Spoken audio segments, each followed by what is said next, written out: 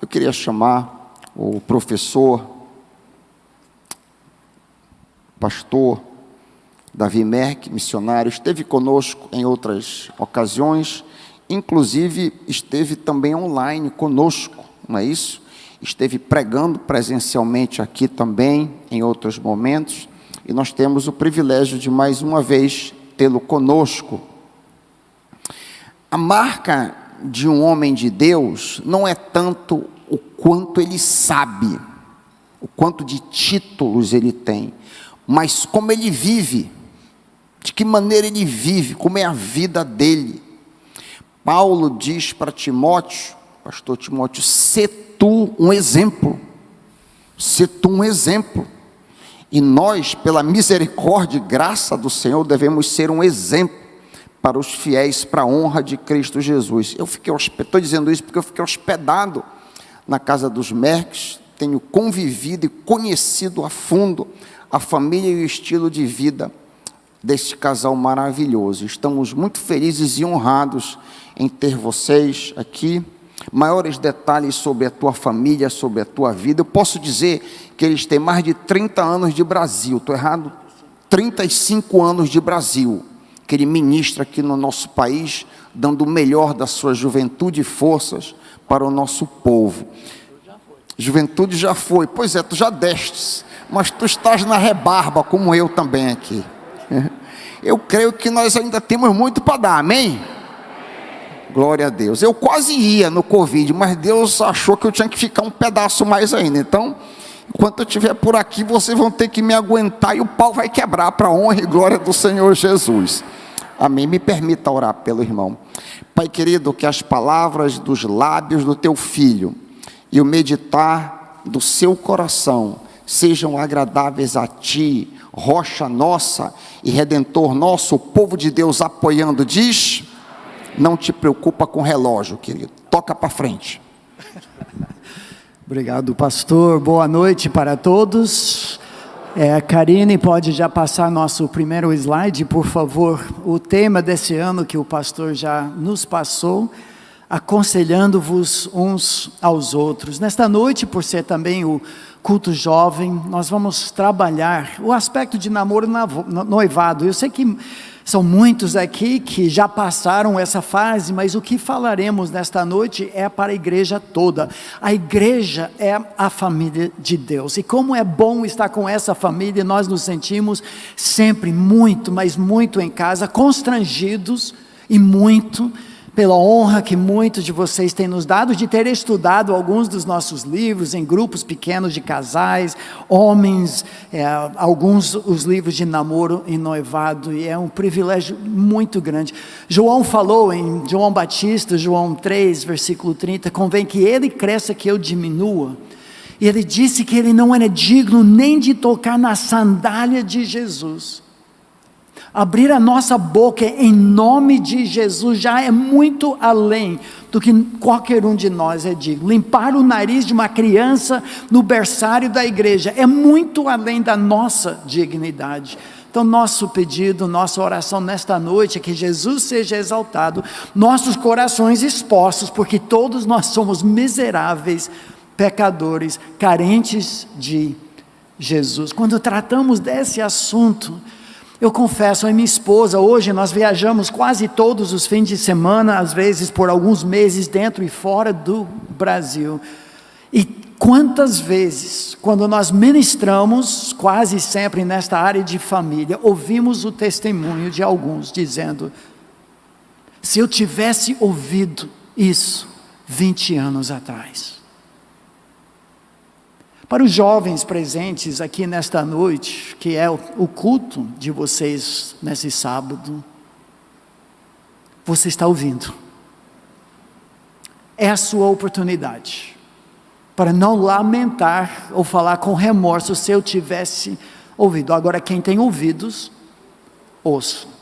O que é da minha parte, do meu achômetro que caia para a terra, mas se é do Senhor, da palavra dEle, escute. Deus te ama tanto, que nesta área de relacionamentos, Ele quer demais, muito mais até do que você acerte nesta caminhada. Antes de mais nada, deixa eu apresentar um pouco da nossa família, do nosso trabalho, já desde 1987, quando eu cheguei no Brasil, mas a minha esposa que foi criada aqui. Eu tenho 35 anos de Brasil, ela tem 79, não, desculpa. Ela é vozinha já, mas eu não vou revelar a idade dela, só dizer que ela chegou com os pais em 1963, já com 3 anos de idade.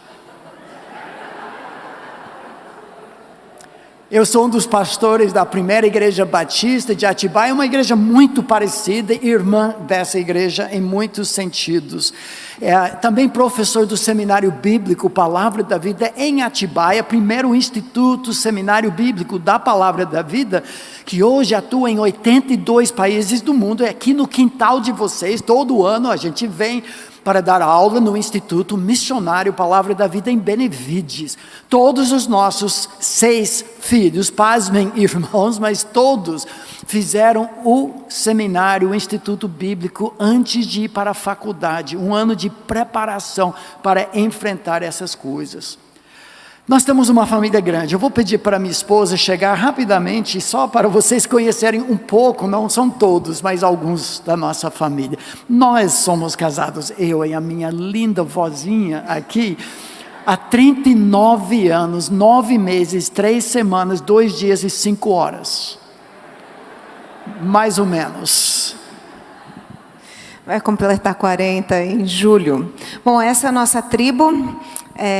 Vou passar rapidamente por eles. O nosso primogênito, Davi, já esteve aqui ministrando, alguns de vocês vão lembrar dele.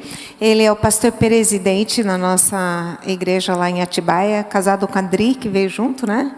E eles têm 3 filhos. Depois temos a filha Shelly, casado com Ben. Eles têm 6 filhos. Eles também moram em Atibaia. E o Ben trabalha com um ministério chamado Pregue a Palavra.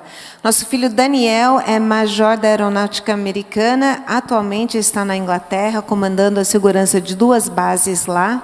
Casado com a Rachel, eles têm 3 filhos.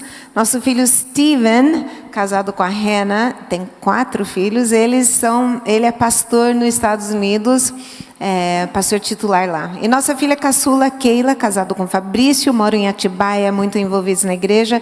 E ela acabou de nos presentear com o 20º neta na segunda-feira passada. Então, temos 20 netos. E a nossa filha adotiva, que nós adotamos quando a caçula tinha 3 anos de idade. A Juliana veio fazer parte da nossa família quando ela tinha 10 anos. Ela tinha 2 filhos, mas a pequena Radassa, que nós cuidamos por 2 anos, Deus a levou para o céu. Então a Juliana tem um filhinho com ela. Obrigado. Não me conformo o fato de ser casado, agora eu na flor da minha idade, com uma avó. Que é isso? Mas...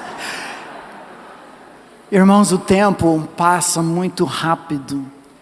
E eu falei há pouco com um grupo de homens. Eu vou falar segunda-feira à noite também, quando trabalhamos um pouco o tema do ministério com famílias. Que se eu fosse fazer somente um ministério na igreja, voltado para a família, seria o ministério de preparação, eu vou dizer de juniores, adolescentes e jovens, para seu futuro lar. Segundo ministério seria investir em homens, para serem homens de verdade, pastores, protetores, provedores, para suas próprias famílias. Nós vamos trabalhar esse primeiro assunto nesta noite. Para alguns, casar ou não casar é a questão, mas eu diria que só uma das questões. Devo me casar? Com quem? Como achar aquela pessoa? Como desenvolver um relacionamento sadio? Eu confesso com muito temor e tremor que no nosso ministério, nosso trabalho, estamos encontrando cada vez mais jovens recém-casados, mas queriam ser solteiros outra vez.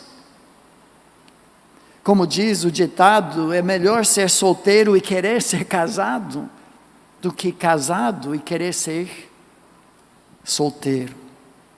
E um dos problemas que enfrentamos em nossos dias é o que eu considero o ensaio para o divórcio. Ensaios para a infelicidade, para a miséria, de lares desfeitos, detonados. Eu sou de um lar assim. Parte da razão do nosso ministério é a minha paixão como jovem adolescente, chorando que nem criança, no meu travesseiro, ouvindo gritos e brigas, ameaças de suicídio, ameaças de abandonar o lar, tiros dentro da minha casa. E o meu coração jovem, pela graça e soberania de Deus, em vez de me rebelar contra tudo isso, contra a igreja, porque nós não faltávamos sequer um culto no ano todo. Eu tenho prêmios de 7 anos em seguida. Nem férias nós tirávamos, ninguém imaginava a miséria do nosso lar. Eu queria que meus pais soubessem coisas que nós vamos falar aqui hoje, talvez teria sido totalmente diferente, mas pela graça de Deus, como diz Gênesis 50 e 20, José dando testemunho para seus irmãos malvados, ele diz: vocês intentaram contra mim para o mal, mas Deus intentou para o bem. Deus pode usar até um lar desfeito, dificuldades, para dar uma paixão para você ter um lar verdadeiramente cristão. E para todos aqui, para recomeçar. Começar do zero, no caso dos jovens. Mas nossa cultura, as investidas do inimigo contra a família, porque ele odeia a família. Ele vê na família um reflexo da própria glória da família divina. Gênesis 1, 27, quem já estudou nossos currículos sabe disso, tudo parte em termos da família. Quando criou, Deus pôs o homem à sua imagem, a imagem de Deus o criou, homem e mulher os criou, e Deus os abençoou, e lhes disse: sede fecundos, multiplicai-vos, enchei a terra. Deus quer que a família seja para espelhar e espalhar a sua própria glória. No Novo Testamento, o amor de Jesus, o noivo, para com sua noiva, a igreja, ele deu seu sangue como dote pela igreja. Óbvio que o inimigo odeia a família, óbvio que as leis que tramitam no Congresso em todos os países do mundo são contra a família como Deus a instituiu. E hoje infidelidade, traição, mentira, sexualidade precoce, namorar com um, desmanchar, namorar de novo, ficar com outra, trair a noiva dentro do próprio noivado, trocar fotos eróticos um com o outro e depois desmancha. E como fica essa questão? Intimidades precoces, entregando seu coração para o outro, só para ser esmagado, para se tornar seu inimigo, porque você confiava tanto. Gente, é tudo para dar errado. Se fosse uma fábrica de sapatos, já ficamos hospedados em Novo Hamburgo, lá no sul, no dono de uma fábrica de sapatos, produzia 600 mil pares por ano. Imagina se cada dia, metade dos pares de sapatos saíam com defeito. O que aquele dono faria? Se eu fosse o dono de uma fábrica assim, só produzindo metade da mercadoria com defeito, não presta, eu iria parar. Pare tudo! Vamos voltar e rever a linha de produção. Mas sabe o que nós fazemos? Estamos produzindo pares exatamente assim em nossos dias. Casais que não vão para frente, eu e a minha esposa estamos aconselhando cada vez mais jovens, recém-casados, primeiro ano, segundo ano de casamento, e já não se aturam. Só ensaiamos o divórcio e dá no que nós imaginamos. Muito do que nós vamos falar aqui já registramos em 2 livros que vários de vocês já estudaram. Fizemos com o pastor Alexandre Mendes, que estará com os irmãos o ano que vem. O namoro e noivado, não que eu quero, mas que Deus sempre quis. E algumas perguntas e respostas sobre isso. Mas acima de tudo, não é dos nossos livros são uma tentativa de representar o que Deus fala em seu livro. Então peço que você me acompanhe nesses poucos momentos que nós temos que nós vamos trabalhar 3 princípios. Se eu pudesse, e eu posso nesta noite, resumir para vocês as questões mais importantes. Se eu pudesse sentar com você jovem, adolescente, junior, namorados, noivos, e falar de pai para filho, no caso de alguns talvez de avô para neto, ao longo de tantos anos de ministério com casais e famílias, essas seriam as questões fundamentais, perguntas chaves, à luz da palavra de Deus, peneirando, garimpando na palavra. É isso que eu vejo como norte para nós termos relacionamentos sadios, santos e que perduram. Em primeiro lugar, esse relacionamento em vista representa o que a palavra de Deus chama um jugo igual. Não é só o fato de ambos servirem o mesmo mestre Jesus, ter o mesmo destino do céu, mas se são 2 cristãos em crescimento, para realmente formarem um time. Número 2, as autoridades que Deus colocou em sua vida, para nortear a sua vida em seus caminhos, são autoridades sábias que você respeita e obedece, ou desconsidera? Porque afinal de contas você é dono do seu próprio nariz, mas Deus coloca autoridades com a perspectiva do alto, os pontos cegos da sua vida, para direcionar você dentro da vontade de Deus, que tanto desejamos. Em terceiro lugar, amizade ou intimidade. É a cola que mantém o relacionamento. A atração sexual é bíblica, é muito importante para juntar o casal, mas na hora certa, da maneira certa. Se não tiver um fundamento de amizade, de compatibilidade, de confiabilidade, dificilmente vai para frente. Pense comigo no primeiro aspecto, é um jugo igual. Eu poderia listar aqui muitos textos. O texto clássico que trabalha essa questão tem sido debatido por alguns. 2 Coríntios capítulo 6, eu sei no contexto da primeira carta de Paulo aos Coríntios, ele trabalha a questão de participação em festas pagãs, cultos aos ídolos. E alguns dizem, não, Paulo só está falando isso, mas meu amigo, quando Paulo fala sobre o jugo desigual, os termos que ele usa se aplicam para toda a sociedade e acima de tudo, ao relacionamento mais íntimo e a primeira instituição que Deus criou, o casamento. Não se ponham em jugo desigual com descrentes. Eu fico doido, o que é que nós não entendemos aqui? Não se ponham em jugo desigual com descrentes. É genérico, é gnômico, é comum, é costumeiro, é uma proibição, é para todos.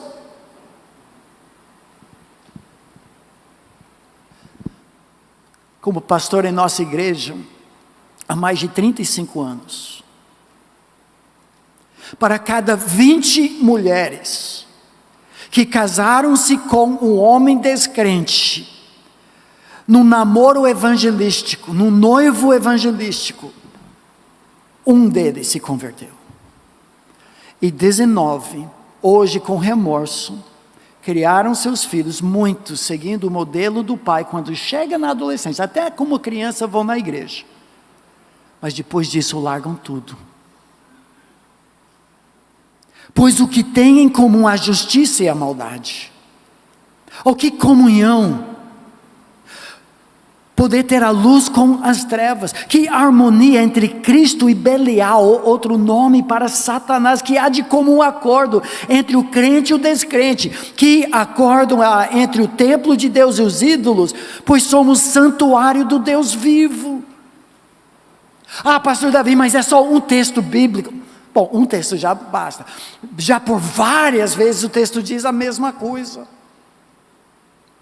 Um colega que trabalhava com a esposa do pastor da Betina, Tiago Zambelli, da Juvep, era meu aluno do mestrado em ministérios. Ele escreveu uma tese de mestrado sobre julgo e desigual nas Escrituras. Sabe o que descobriu?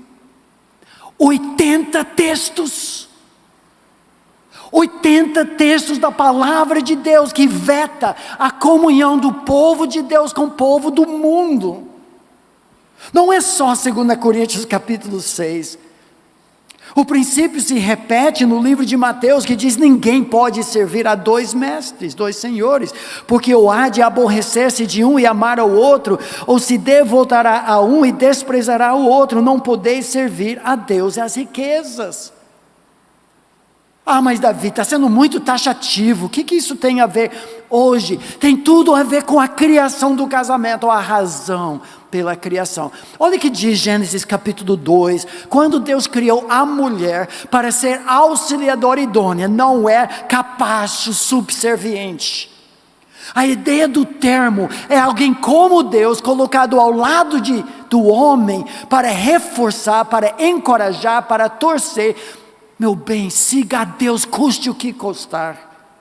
Tomou, pois, o Senhor Deus ao homem, o colocou no jardim do Éden para o cultivar e o guardar. Disse mais o Senhor Deus: não é bom que o homem esteja só. Far-lhe-ei uma auxiliadora que lhe seja idônea. Havendo, pois, o Senhor Deus formado da terra todos os animais do campo, todas as aves dos céus, trouxe-os ao homem para ver como este lhe chamaria. E o nome que o homem desse a todos os seres viventes, esse seria o nome deles. Queria que minha esposa me ajudasse só para ilustrar um pouquinho. Quando Deus, em Gênesis 1, criou o casal como um reflexo, um espelho, uma sombra da sua própria glória. Homem e mulher os criou. Gênesis 2 mostra o homem só, criado e dado ordens como líder, pastor, protetor no jardim. Mas algo faltava. Ele faz passar na frente do homem um desfile zoológico. Adão dá nome para todos os animais, mas ele não encontra o seu par. Não encontra alguém como ele, mas diferente, até criar a mulher ao lado do homem. E dá uma tarefa para eles cultivarem e guardarem o jardim. Como time. Com complementaridade e não com competição. Quando o pecado entrou, uma das primeiras coisas que vemos é o casal em hostilidade. O homem que queria ser como Deus e a mulher agora aponta o dedo no nariz da esposa, auxiliadora idônea, melhor amiga, complemento na vida dele, julgo igual com ele. E ele, nesse momento, parece o diabo, o acusador. Não é assim que Deus quer. O livro de Provérbios trata desse relacionamento como sendo ferro que com ferro se afia. Nós vamos eleger nossa melhor amiga ou nosso melhor amigo para ser a principal ferramenta para o resto da nossa vida, para produzir a imagem de Jesus em nós. Se eu me juntar com uma pessoa que não serve o mesmo rei, que tem outros propósitos da vida, que está puxando em outra direção, eu vou anular o propósito da minha vida. Eu vou eleger, desculpa assim colocar, em vez de uma talhadeira, uma banana para afiar a lâmina do meu caráter. Não vai funcionar, só vai sujar a lâmina. Ou seja, o que justifica o relacionamento mais íntimo, de namoro, noivado e casamento, dá propósito para isso, É a complementação visando o reino de Deus. Por isso, meus amigos queridos que conhecem a Jesus e flertam com essa ideia, mas lá na igreja os homens realmente são todos bananas. Na igreja não tem mulher que combina comigo. Calma, paciência, vai pescar no aquário do mundo para isso. Vai anular, zerar esse impacto, não toda a sua vida. A fórmula que nós colocamos no livro de namoro, noivado, para justificar o casamento é assim: 1 mais 1, para justificar o relacionamento tem que ser maior que 2. Por favor, pais, jovens, não use essa fórmula matemática no Enem, não vai ajudar em nada. Mas na vida, primeira decisão é se Deus quer que casemos. Porque se a minha vida sozinha, sem distrações, com foco, consegue servir ao reino de Deus, sem as preocupações de um casamento, de uma esposa para cuidar, de filhos e tudo isso, é melhor ser solteiro para a glória de Deus, eu e a minha esposa. Mas se por algum motivo, e vários motivos, inclusive a soberania de Deus que traz na hora certa, com muita paciência, tempo, maior aliado, se juntos, a soma das nossas vidas, num jugo igual, a ideia de um jugo é uma canga que junta 2 bois, como diz a palavra, porque se um cair, o outro segura, que um está passando por fome, por frio, e fome também, o outro aquece, e juntos vamos somando para o reino. Se não, se tem 2 mestres seguindo em direções diferentes, não vamos chegar. Foto. A lugar nenhum. Podemos ilustrar isso de várias maneiras. As perguntas do texto falam sobre isso. Desculpa demorar, mas ao visitar as igrejas, o que nós temos mais visto é isso. Precisamos criar uma cultura na igreja, não de leviandade, mas de seriedade. O casamento é muito sério. É a maior ferramenta para você ser parecida com Jesus, ou parecido. Eu vou dar uma dica, e a minha esposa outra, e nós vamos passar para a segunda pergunta. Eu estou sendo cada vez mais categórico quanto a isso. Jovens, o melhor contexto para você desenvolver relacionamentos santos, visando o casamento, é no ministério de servir a outros. São tantos casais em relacionamentos exclusivos, isso é correto, mas exclusivistas. O casamento não é o fim, a família não é o fim. O reino de Deus, a glória de Deus é o nosso alvo. O casamento é simplesmente uma das mais importantes ferramentas para isso. Não é no Pizza Hut que você vai descobrir o melhor candidato para formar um time em que a soma das suas vidas é maior que as partes. Não é no shopping, não é no parque de diversões ou aquático. Sabe onde é? No serviço de outros. O casamento existe para isso. É numa viagem missionária entre ribeirinhos. É no berçário limpando o nariz de uma criança doente. É uma campanha evangelística. É no grupo de louvor. É no estresse de esvaziar-se de si mesmo, da vaidade e servir a outros, o outrocentrismo de Cristo que você trabalhou com as mulheres. Fica a dica. Mas pense também em outra questão que envolve, já está lá. 3 perguntas, 3 decisões mais importantes. A primeira decisão mais importante para cada pessoa é decidir quem é o meu mestre. Eu sirvo quem? Para quem abraçou a Cristo, então já ficou decidido, eu vou servir a Deus, Ele é meu mestre. Você precisa casar com alguém que tenha o mesmo mestre, mas não para por aí. Depois a segunda pergunta é: qual é a minha missão? Deus me criou com que propósito? Por que eu estou aqui na Terra? Porque mesmo pessoas crentes têm missões diferentes, então não devem casar um que tem missão de sustentar muitos missionários, ganhar bastante dinheiro, com outro que se vê no campo missionário, não vai dar certo. Então, quem é meu mestre? Qual a minha missão? Dificilmente um adolescente já tem a resposta das duas perguntas. Talvez saiba quem é o mestre, mas a missão dificilmente já sabe. Depois de tomar essas duas decisões, então fica a terceira. Com quem será? Quem será o marido ou a esposa, a mulher? E tem que ser alguém que tenha o mesmo mestre e uma missão compatível para que os dois consigam trabalhar visando o reino de Deus.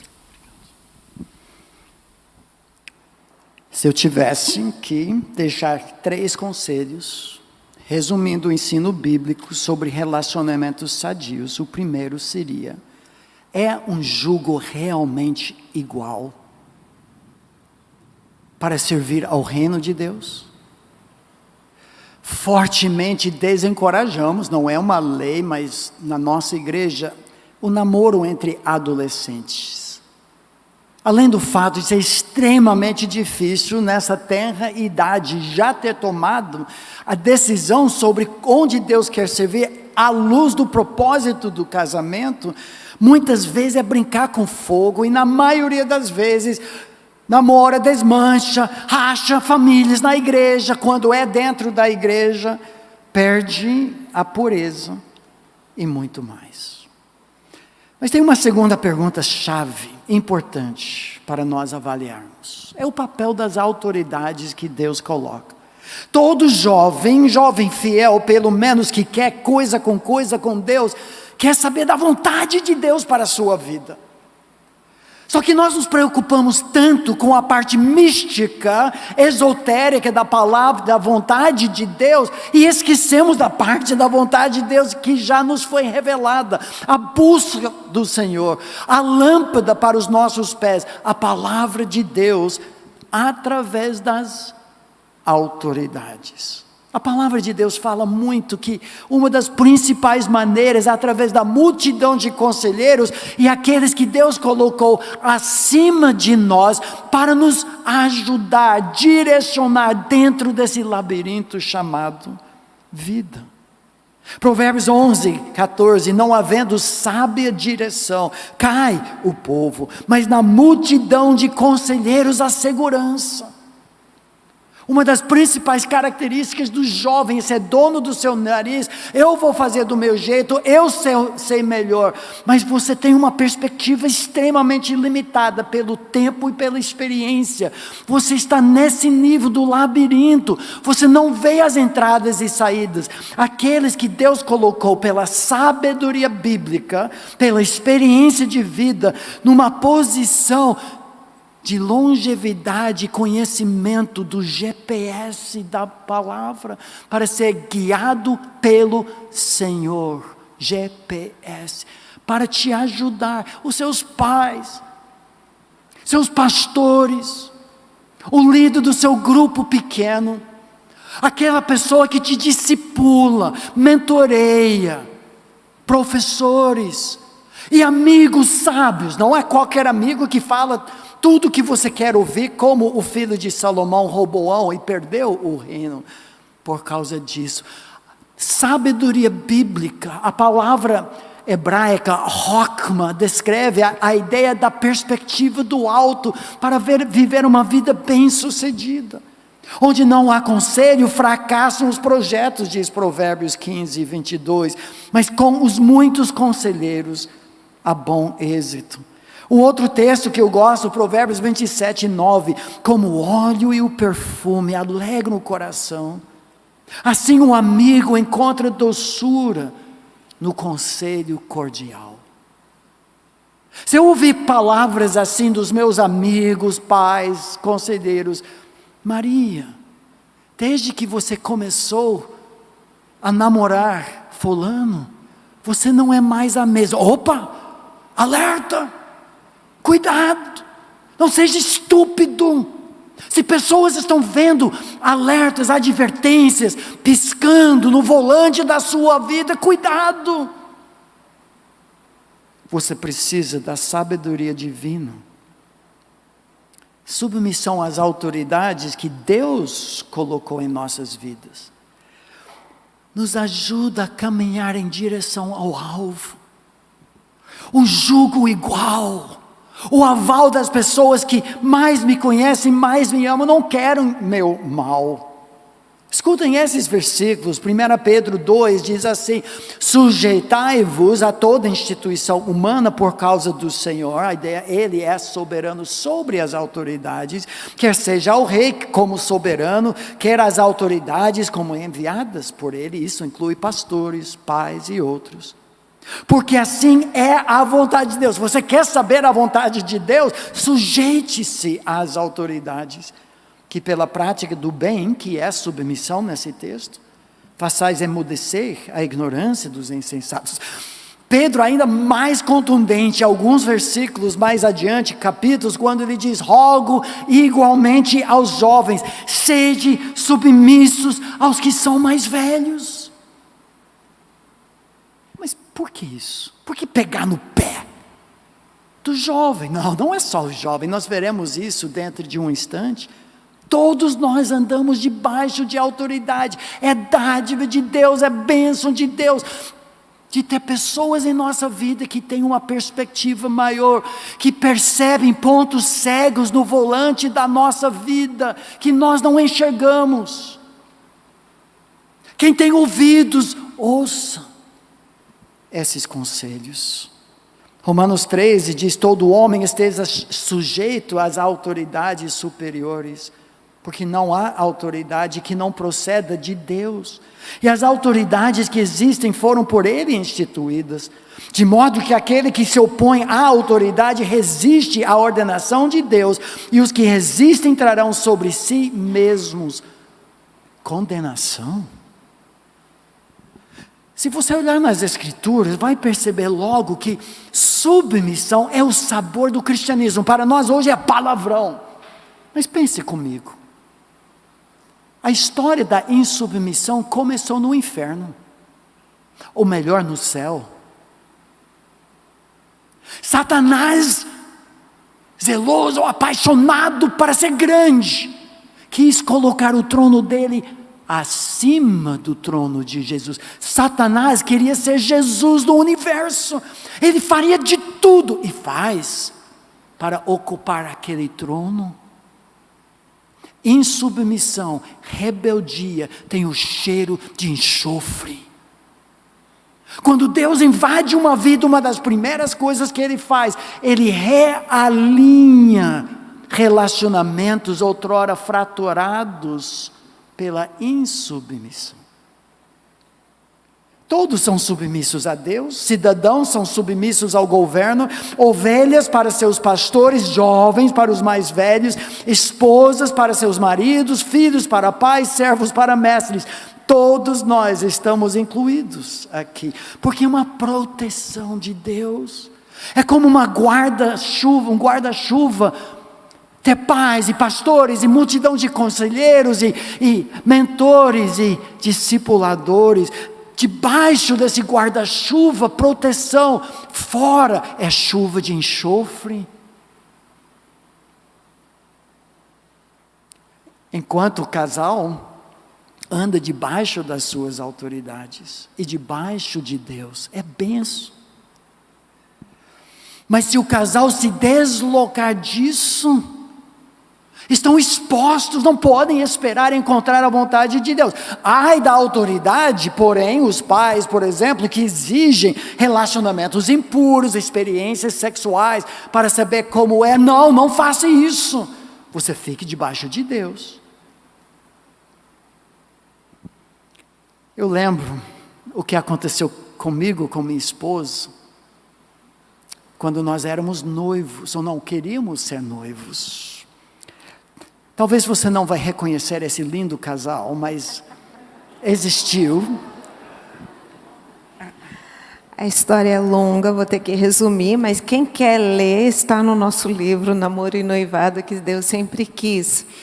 Mas, como eu fui criada no Brasil e conheci o meu futuro, na época, marido, lá nos Estados Unidos, ele teve que vir para o Brasil conhecer minha família, meus pais e tudo mais, para receber a autorização para namorar. Só que houve uma falha de comunicação, e ele pensou que ele recebeu autorização para namorar, noivar, casar, já tudo de uma vez só. Não foi bem assim que meu pai achou. Então, o Davi, que é muito criativo, muito empolgado, ele elaborou todo um plano hiper criativo para o nosso noivado. E ele estava tão empolgado, e ele começou, já era uma coisa que ia levar semanas, né? E eu só sei que eu estava ganhando presente toda hora. Para mim estava bom, mas eu não sabia o que estava acontecendo. E nisso, ele escreveu uma carta para os meus pais, falando para eles, né? Informando o que estava acontecendo e quando nós iríamos ficar noivos. Bom, meu pai não gostou nem um pouco. Ele falou assim: como assim? Ele só está me falando que vão ficar noivos, ele nem pediu em casamento e tudo mais. Ele não gostou. Aí escreveu uma carta, falou: não, negativo, não é assim. E a razão é porque meus pais tinham visto o Davi depois de nós nos conhecermos, mas eu havia saído de casa e quando eu saí eu nem conhecia o Davi. Então eles tinham mais dúvidas sobre mim do que sobre o Davi, nesse relacionamento todo, né? E iriam para os Estados Unidos logo em seguida. Então queriam que nós esperássemos. Então, para encurtar tudo isso, o Davi teve que contar para mim tudo o que iria acontecer, qual era o plano dele, que não ia ser mais, não ia dar certo mais, não ia ser surpresa mais, não ia ser nada do jeito que eu sonhava. E eu, obviamente, fiquei bem triste. Mas nós sabemos, nós temos que obedecer às nossas autoridades. Deus não irá abençoar algo que insistimos em fazer contra a autoridade. Então, na época, bem lá atrás, gravamos uma fita cassete, conversando com meus pais, falando que estávamos tristes, que tinha machucado, mas nós iríamos obedecer. E Deus atuou nisso tudo e foi linda a história, mas vocês vão ter que ler o livro se vocês querem saber. Nós ficamos noivos. Fica aqui. Pastor, eu vi que o meu tempo esgotou agora, 40 minutos. Mas eu tenho R$20 para comprar mais 5. Pode ser? Só 5 minutos. Por favor, pastor. Tá bom. Ok. Eu tenho mais 20 aqui, caso eu precisar. Rapidamente, conselhos práticos. A importância das autoridades e como os pais podem se envolver em tudo isso. Nada na Bíblia diz que quando o jovem atinge 18 anos, agora caem fora os pais. Essa é a época que os nossos filhos mais nos precisam. Deveríamos nos posicionar de tal forma como conselheiros. Uma coisa que nós tentamos, quando nossos filhos estavam para namorar, é encontrar com os pais do outro, se eram da igreja mesmo, para ajudar, como nós queremos que eles conduzam. Nós encorajávamos os nossos filhos a passar tanto tempo na casa do outro, o que nós chamamos o estágio dos noivos, e vice-versa, porque você vê como ela trata papai, qual é o costume de dia da criança, do Natal, do Ano Novo. Casamento une culturas familiares diferentes. Algo que fizemos também e a importância das autoridades é proteger a pureza do testemunho do casal. Sim, nós nos envolvemos nisso para ajudá-los. Uma fórmula que nós aprendemos há muito tempo no aconselhamento de casais com problemas sérios sexuais. Diz assim: quanto mais antes, menos depois. Quanto mais antes, mais problemas depois. Prepara-se, um fundamento de areia movediça. Os pais podem ajudar. Pode dar uma dica aqui? Bom, o que nós fizemos para ajudar os nossos filhos, eles queriam um símbolo, algo que carregavam com eles, uma lembrança da importância da pureza na vida deles. Então, para as meninas, nós demos um pingente que era um formato de coração, como um cadeado, com buraquinho de chave. Então, a gente saía com eles, com seus 13 anos por aí, e explicamos que era nosso dever ajudar a protegê-las. Então, eles usavam uma corrente, elas usavam o coraçãozinho, e a chave ficou conosco, que a gente era o guardião. E no dia do casamento, nós entregamos a chave, então, para o marido. Agora, nós protegemos até aqui, agora é vez do marido proteger. Para os meninos, não ia ser legal, né? Coração assim. Mas eles, então, eles mesmo desenharam um anel de prata, uma coisa bem masculina, mas com um coração com uma chave. E nós compramos um baú pequenininho que ficou no quarto deles, que tinha um coração dentro, fechado com cadeado e chave. E no casamento, então, abrimos esse baú e o nosso filho, então, tirou o pingente, o coração de ouro, e deu para a noiva, simbolizando que ele guardou o seu coração para ela até o dia do casamento. Agora, para quem não tem, tá, mas meus pais nem crentes são, ou eles não são interessados, não querem fazer uma coisa assim. Essa é a nossa nora, e quando ela ouviu essa ideia lá atrás, nem namorava nosso filho, era adolescente ainda, ela falou assim, eu quero ter esse voto. E ela mesma comprou um pingente de ouro, colocou numa tornozeleira, uma coisa muito particular entre ela e Deus, simbolizando que ela queria guardar a sua pureza. Então, são ideias. Karine, pode passar mais um? Isto. Só vou passar por cima. Pastor, eu tenho mais 20 aqui. Não precisa. Mas para fechar, eu sou muito inglês nesse sentido. Terceira pergunta. Primeiro, é um jugo igual? As autoridades apoiam e se envolvem? Mais 3, para dar segurança. Amizade é a base do relacionamento. O problema é que nós invertemos as coisas. Não é uma palavra indígena, é dadmitni. Mas é intimidade invertida. Por isso, deixa o homem pai e mãe, una-se à sua mulher, palavra de pacto, compromisso diante de testemunhas de Deus. E agora, e somente agora, tornando-se os dois uma só carne. O meu apelo é que nós desenvolvamos relacionamentos. Claro que tem atração, e se não tem, eu fico preocupado. Mas baseado em amizade. Amizades que provocam melhoras no caráter de um outro, e você não ouve, desde que você começou a namorar fulano, você não é o mesmo.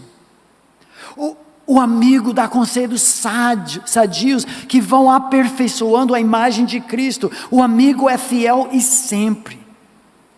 Então, para isso, nós temos que desenvolver todos os aspectos de uma amizade antes de qualquer envolvimento físico. O inimigo quer confundir as coisas, que uma vez que você comece a se envolver fisicamente com uma outra pessoa, Deus fez o sexo e tudo que leva para o sexo de forma metafísica, envolve muito mais do mero ato biológico. Nós somos gente, nós somos almas. Deus reservou esse momento de total cola de almas para um momento que marca seu casamento, e todos os anos depois. Fazer isso antes confunde tudo. Desenvolver uma amizade profunda, centrada em Cristo, visando uma vida outrocêntrica, antes de assumir o compromisso de namoro. E quando há relacionamentos quebrados no passado, precisamos resolver tudo isso. 3 decisões, 3 perguntas, que falam sobre a possibilidade de ter relacionamentos sadios. É um jugo em que 1 mais 1 é maior que 2. Estamos debaixo das autoridades, abençoando a nossa vida e envolvendo-se na nossa história. Nós estamos desenvolvendo uma amizade antes de desenvolver intimidade. Seria o nosso conselho à luz da palavra de Deus, tanto para os jovens como para os filhos. Tem um ditado, talvez a Karine possa avançar um pouco, que diz: antes que cases, vê o que fazes, porque é muito sério. Casamento bíblico é um pelo outro e ambos para Deus. Quero orar e depois eu vou chamar minha esposa para falar rapidamente sobre alguns ministérios que temos, mas vamos falar com Deus sobre isso. Senhor, obrigado pela tua palavra tão prática. Mesmo que namoro só exista nos últimos 100 anos na história do mundo, encontramos princípios muito sábios da tua palavra sobre casamento, para qual todo bom namoro deve apontar, e o noivado também. Senhor, eu sei que várias coisas nesta noite são totalmente contra a cultura, mas não queremos continuar fabricando sapatos com defeito e fazendo o mesmo de sempre. Tem que rever a linha de produção. Senhor, nos dê coragem para fazer isso, para formar pares, quando for da tua vontade, que vão honrar e glorificar ao Senhor. É o nosso pedido pelos méritos de Jesus. Amém. Pode chegar aqui rapidamente, eu sei que muitos de vocês conhecem, mas por favor, Karine, próximo aqui, temos um site chamado Palavra e Família. Se você for muito sábio, você tiraria uma foto agora disso, porque eu só vou deixar um instante. Programas de rádio que vão para esse site, exposições bíblicas sobre a família, os livros vamos falar em um instante. Pode dar uma palavra sobre o canal de YouTube? O canal são programas de 8 até no máximo 15 minutos, sobre criação de filhos e sobre o relacionamento conjugal. Então tem de tudo quanto é coisa, sobre culto doméstico, como investir na vida do filho, disciplina, amizades, trabalho. Então tem muita coisa ali, sai cada sábado de manhã um programa novo. Quando nós estivemos aqui a última vez, pode passar mais um, Karine, muito obrigado. Lançamos, e infelizmente, ou felizmente, vocês compraram todos e ainda faltava muito. Trouxemos de novo, essa vez em 6 malas, né, pastor? Mas o que tem lá na mesa, embaixo, é o que tem. Mas o comentário de 800 páginas sobre todos os textos da Bíblia que tratam da família, de forma popular, fácil para ler, só que nas notas de rodapé, tudo sobre o texto original grego, hebraico e tudo mais. Além disso, tem o Casamento Nota 10, é um livro que Davi escreveu junto com o Marcos Samuel, que esteve aqui, alguns de vocês lembram dele, mandou um abraço, né? É uma devocional com princípios bíblicos do A a Z. Então fica bem fácil de lembrar qual é o princípio. E Homens Mais Parecidos com Jesus é um livro usado para discipulado de homens.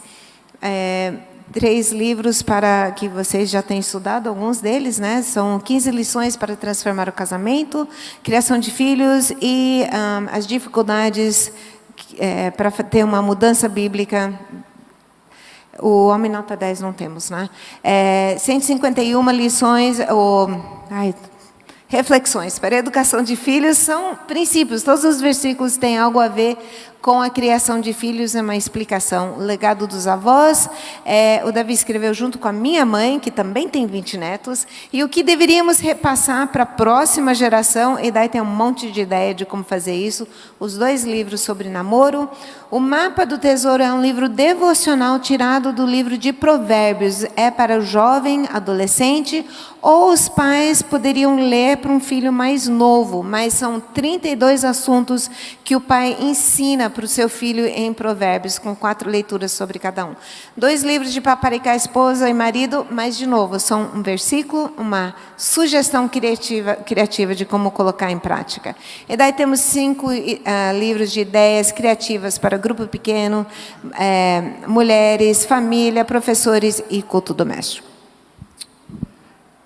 Fazemos questão Primeiro, a gente traz sem custo de frete e com 20% a 40%. O livro grande está com 40% de desconto aqui esses dias. E nós não ficamos com dinheiro dos livros. Eu não sou livreiro, eu falo livre e espontaneamente, porque tudo visa nossa missão como família e sustenta missionários no campo, todo o lucro dos livros. Quando você compra, você se abençoa e está abençoando algum missionário também.